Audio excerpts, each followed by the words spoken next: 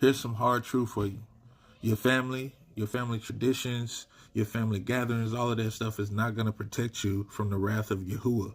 It's going to be tough to distance yourself from your family when some of us are so family oriented. We're living in a time now where the children of Yahuah are waking up and we are leaving our earthly families because we are choosing Yahuah. We are choosing his will. We are choosing his law, statutes, and commandments, his oracles, and teaching others to do the same. It's going to be hard to do this for some of you all. And I get it. The persuasion of man is sometimes hard to maneuver around. Sometimes the persuasion of man, the wisdom of man can catch you in its snare, can trap you in the net of man's wisdom and make your heart kind of turn because you don't want to be away from your family. And they try to talk you out of being distant from them.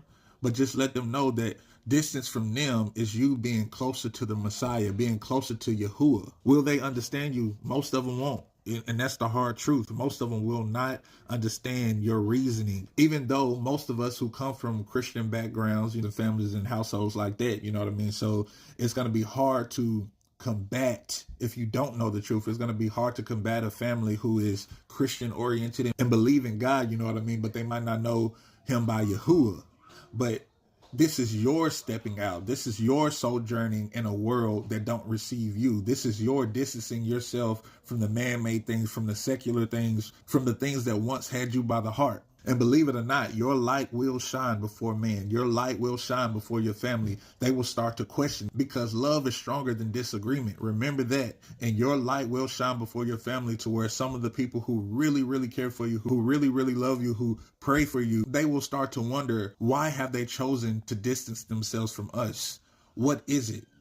If they believe that Christ said, love your neighbor as yourself, then they will take the time out to understand where you come from, because you don't have to understand where they come from because you come from it. Now they have to understand something new to them, which is old, from the times of old that was lost. And you're bringing it back. It is new for this day, but it's an old way and it's a real way. It's a true way. It's Yahweh. Get it? So for those of you who've been questioning the way of man, the traditions that have been passed down for generation after generation, and you're starting to see some flaws in it, or you're starting to see that it's not lining up with the scriptures that you're now reading, I would recommend you press all the way into it and start to see the truth for what it is. And instead of distancing yourself from your family because you don't want to be around paganism and all that stuff, I would rather you say you're distancing yourself for the things of Yahuah. Yes, the things that they are partaking in that you once partook in is paganism. But you don't have to be the one that always push that down their throats, is what I'm saying. You don't have to be like, oh, you pagans and